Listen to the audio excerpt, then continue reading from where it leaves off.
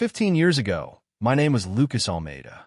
I was 20 years old, broke, jobless, and with almost nothing left that made me believe I was going to amount to anything. I had come to a small town in Pennsylvania after hearing that a construction company was hiring an office assistant. I carried an old backpack, a few clothes, a recommendation letter, and that foolish kind of hope that if I worked hard enough, life would eventually open a door for me. That door shut before I ever reached it. The position had already been taken. For the next 3 weeks, I went from place to place around town, knocking on doors I thought might give me a chance. Diners, warehouses, gas stations, small hotels, auto shops. Everywhere I went, I got the same answer. No. My money disappeared quickly. The landlady of the cheap rooming house let me stay a few extra days out of sympathy, but even I could tell that kindness has limits when people are struggling themselves. By the end of the third week, I had under $10 left. Not even enough for a bus ticket out. That afternoon, I ended up sitting on a bench in a small park in the center of town. There was an old fountain, a few wooden benches, maple trees just beginning to change color, and weekend stalls selling coffee, flowers, and baked snacks.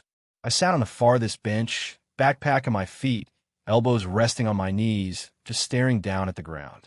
I wasn't crying. I felt hollow. And somehow that emptiness was worse than tears, because at least crying meant something inside you was still responding. I was thinking about leaving the town, even though I had nowhere to go. And I was also thinking about giving up. Not in any dramatic sense. Just quietly letting myself disappear from every expectation I had ever carried. That was when a girl's voice came from in front of me. "Sorry, I didn't mean to bother you." I looked up. She was standing a few steps away, around 16 years old, brown hair tied back with a red ribbon, wearing a white apron with a small flower design.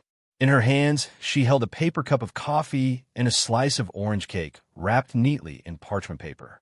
"You've been sitting here since my mom set up the stall," she said. "Normal people don't stare at the ground that long unless they're either hungry or sad. I'm guessing you're both." I frowned immediately, pride kicking in on instinct. I don't need charity. She didn't react the way I expected. No offense, no withdrawal. She simply placed the coffee and cake beside me on the bench. "I'm not offering charity," she said calmly. "I'm offering orange cake. Those are two very different things." I looked at her, and the way she said it so naturally left me with nothing ready to argue back. In the end, I took the cake, not because I accepted help, but because I was hungry enough that pride couldn't win that moment. She then sat at the far end of the bench, keeping a respectful distance. "My name is Mariana Silva. My mom runs the cake stall over there." I followed her gesture. A middle-aged woman was arranging pastries on a table covered with a red and white checkered cloth. "Lucas," I said quietly. "Lucas Almeida." From that day, I started going back to that park.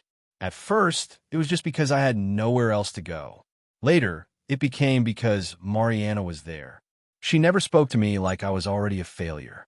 She asked questions instead: what I wanted to do, what I wanted to build, why I came into hospitality when I didn't even have stable shelter.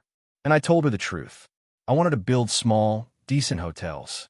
Places where people didn't just check in and leave, but actually felt treated like human beings. I wanted cafes that smelled like real butter and real coffee, filled with real conversations, not cold, polished spaces designed only for pictures. Even as I said it, part of me thought it sounded ridiculous. A broke 20-year-old with less than $10 talking about hotels and cafes like that. But Mariana didn't laugh. She only said, "People who can clearly explain what they want to build are usually the ones who actually end up building it. People who've given up don't talk like that. They talk like they've already said goodbye to their dreams." I stared at her for a long moment. A 16-year-old girl, helping her mother sell cakes, speaking with a certainty I hadn't heard from adults in years. After that, I kept returning. I told myself it wasn't because of food or company, but the truth was simple. I came because she was there. She would give me coffee when there was extra at the stall, and slices of cake her mother called cutting mistakes, even though they clearly weren't. In return, I helped her set up tables, carry boxes, and pack things away. We talked about the future. She wanted to open her own bakery one day. Something small, but meaningful. a place where every cake had a story behind it. Then, one day, something real came up. An old contact messaged me about an operations assistant role at a logistics company in Chicago. It wasn't glamorous, but it was real. They wanted someone to interview within 3 days. If I got it, I could restart everything.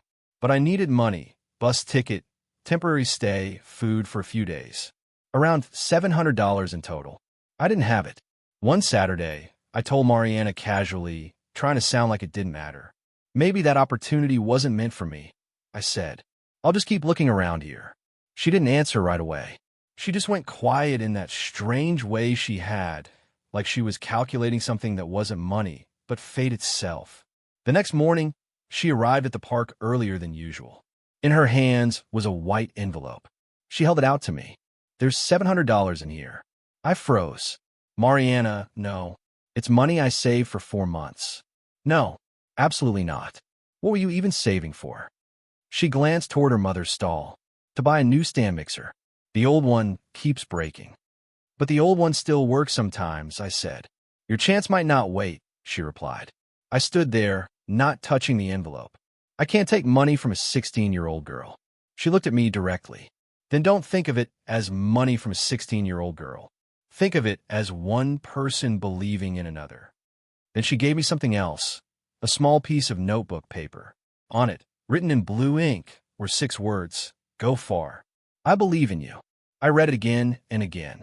My throat tightened. I'll pay you. Back, I said. One day, I'll come back. I'll thank you properly. She smiled. That soft smile she always had, like kindness reached her face before words did. I know. Now go. You have a life to start. I left town on a Monday morning bus. She didn't come to the station. We said goodbye under the maple trees near the park instead. I carried my backpack, the $700, a slice of orange cake her mother had wrapped for me, and that small paper with 6 words. That night, I placed it in my wallet. I didn't know it would stay there for the next 15 years. And I didn't know I would spend so long trying to find the girl who wrote it.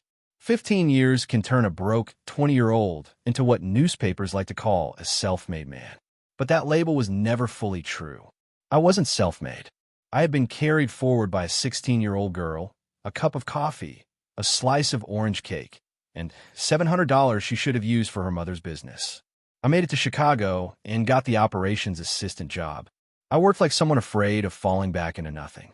I arrived early, stayed late, learned everything: operations, accounting, supply chains, customer handling, negotiations. Later, I moved into hospitality. I bought a failing motel and rebuilt it into something clean, warm, and alive, where guests were greeted by name and coffee was always free. That motel succeeded. I opened another, then a cafe, then a small boutique hotel. By 35, I owned Alameda Hospitality, a growing group of boutique hotels and cafes across Illinois, Pennsylvania, Ohio, Michigan, and New York. People called me successful, a millionaire, a man with vision. But no one knew that everything started from a single question asked by a 16-year-old girl. What do you want to build? For 15 years, I searched for Mariana. I went back to that town. The park stall was gone.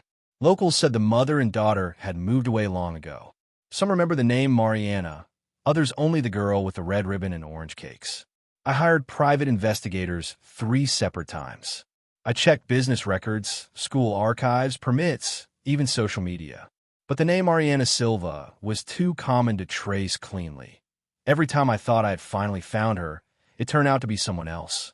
Once, I even drove over 3 hours to a farmer's market after seeing a photo online of a stall covered with a red and white checkered cloth. My heart was already racing before I arrived. But when I got there, the woman behind the counter was a complete stranger. Just another face. Not her. I still kept that small piece of paper in my wallet the entire time. It had become so worn by then that the creases were starting to tear apart at the edges. I wrapped it carefully in a thin layer of plastic to protect it, but I never stopped carrying it. On especially hard days, before walking into important meetings or signing deals that involved millions, I would open my wallet and read those 6 words. Go far. I believe in you. I had gone far. Farther than I ever imagined that broke 20-year-old could go. but I still hadn't found the person who told me to go. My mother, Helena, was the only one who knew the full story. She still lived in a small town in Pennsylvania and refused every offer I made to move her into one of the houses or apartments I owned. She would just smile and say old tree roots don't like being moved. Every time I visited her for dinner, she asked me the same question in the same quiet tone. "Are you still looking for that girl?" And I would always answer vaguely, pretending it was something else. "I'm just doing market research for new locations." She never believed me, but she also never pushed. She would just look at me in a way only a mother can, like she could see a son carrying a debt no amount of money could ever repay. Inside the company, the person who understood my schedule better than anyone else was Vanessa Monroe, our marketing director. Vanessa was sharp, precise, and almost intimidating in how competent she was. She had helped Alameda Hospitality grow into a recognizable brand, turning every hotel opening into something close to a media event. She had worked beside me for 4 years, and I knew she had feelings for me, even though she never once said it out loud. I respected her. I trusted her judgment. I relied on her more than I admitted. But there's still a locked part of me she couldn't reach. I didn't even know if I was still waiting for Mariana or just waiting for the chance to finally thank a memory properly. Then Alameda Hospitality announced a new project, a hotel opening in Maple Falls, Pennsylvania. A growing town with an old downtown, brick streets, a small park in the center, and family-run shops with hand-painted signs that felt like they belonged to another time. I chose it for business reasons. Tourist flow, expansion potential, clean numbers on a report. But the moment I stepped into that town, something inside me shifted. It wasn't a clear memory, not a face or a voice, just fragments, autumn air, the sound of shop bell, sunlight falling across old glass windows in a way that felt familiar for reasons I couldn't explain. It felt like I'd stood there once before, a very long time ago. What I didn't know was that Mariana was already living there. After her mother passed away, she had taken over a small bakery called Mari Sweets. It wasn't large, just a modest space with a few tables, warm, cream-colored walls, glass displays filled with tarts, cookies, cupcakes, and orange cakes. Inside, there was an old stand mixer that had clearly been repaired more times than anyone could count. The business wasn't thriving. Some months it barely survived after rent and supplier costs. But Mariana kept it alive with quiet consistency. The shop always smelled like butter, citrus, and coffee. She remembered customers' names. She asked about their families. She even saved a slice of cake for the old mailman whenever it rained. We were living in the same town without ever realizing it. Fate didn't bring her back to me in a dramatic way. It did it through something painfully ordinary. The new hotel was preparing for its opening event when the dessert supplier from New York canceled at the last minute. Their refrigerated truck had broken down somewhere on the highway. The event's team panicked. We had only 48 hours to replace everything. Someone on staff suggested it casually. "There's a small bakery in town called Mari Sweets. It's not fancy, but their cakes are really good." I nodded without really registering the name. Mariana accepted the order on short notice. She worked almost without sleep for 2 days straight. Lemon tarts, mini chocolate cakes, butter cookies, vanilla cupcakes, and almost instinctively, she added trays of orange cakes using her mother's old recipe. On the night of the opening, I walked past the dessert table and picked up a slice of orange cake without thinking. The moment I took a bite, I froze. The taste hit me like something buried, suddenly surfacing. Orange zest, warm butter, slightly imperfect glaze, soft texture that didn't feel manufactured at all. It pulled me back instantly, back to a wooden bench in a quiet park. 15 years ago. It wasn't a full memory, more like a door quietly opening somewhere inside my chest. I called over one of the events managers. "Who made this cake?" "The owner of Mari's Sweets, sir. Mariana Silva." The name landed in my mind. My heartbeat shifted once, but my thoughts immediately pulled back. Mariana Silva wasn't rare. I had been wrong too many times before. I couldn't afford to believe it again. "I want to meet her," I said. When she came out from the side kitchen, her hands were still dusted with flour, her hair tied back with a deep red ribbon. I looked at her carefully. She looked like a woman in her early 30s now, calm, grounded, with eyes that carried depth instead of uncertainty. But she was not the girl I remembered, not in any obvious way, and I didn't recognize her. Not truly, but she recognized me instantly. She just didn't say it. I extended my hand. Lucas Almeida, your cake is very special. She shook my hand gently. Thank you. It's a family recipe. Without thinking, I said, it tastes like a memory. She looked at me for a second longer than necessary. Something flickered in her expression, small, controlled, but she buried it quickly. Good cake, she said softly, is cake that carries a story inside. I went still. That sentence, something like it, had been said to me before, long ago, but the memory slipped away before I could grab it. That night, Mariana left the hotel without revealing anything. She could have told me then, I'm the girl who gave you $700 15 years ago. But she didn't, because she didn't want gratitude to decide what happened next. She wanted to know, without history interfering, whether I would still see her, whether I would still choose her as she was now, not as a saved moment from my past, whether I could love Mariana at 31, the owner of a struggling bakery, instead of worshiping a 16-year-old memory that no longer existed in the same way. So she stayed silent, and I, the man who had spent 15 years searching for her, began falling for her without realizing she was already the person I had been chasing. The next morning, I went to Mari's Sweets before heading to the hotel. I told myself it was just professional courtesy, just checking on a local vendor, just thanking her for saving the event. But the moment I stood in front of the glass door and smelled butter, coffee, and warm citrus, I already knew I was lying to myself. Mariana was behind the counter, carefully decorating a small cake. She looked up when the bell rang. Good morning, she said naturally. Would you like to order more cakes for the hotel? No, I said after a pause. Just coffee if you have it. We do. Sit wherever you like. I chose a table by the window. She brought the coffee and placed a slice of orange cake beside it. I didn't order cake, I said. This one was cut unevenly, she replied. It can't be sold. I looked at it. It was perfectly fine. Where exactly is it uneven? She answered without looking up. In the baker's pride. I laughed before I could stop myself. It surprised even me. It had been a long time since something that simple pulled that kind of reaction out of me. The next morning, I came back again. And the morning after that. At first, it was just coffee. It became conversations. Mariana didn't speak like the people in my world. She didn't try to impress me. She didn't adjust her words to match my status or success. She simply asked questions that didn't have easy answers. What part of your hotel makes you proud? She asked one morning. I started talking about systems, design, efficiency, guest experience. She shook her head slightly. No, I mean the part that feels like it has a soul. That question stayed with me longer than I expected. Few people ever asked me about the soul of what I built. Most only cared about numbers, occupancy rates, profit margins. So I told her something different. I told her about the cafes inside my hotels, about how staff were trained to remember guest names, about how we tried to avoid mass-produced food and worked with local bakeries whenever possible. Then I told her something I hadn't said out loud in years. When I was 20, I said I was hungry in a park, and a single slice of cake made me believe people were still good. Mariana listened quietly. She didn't tell me she was the girl in that story.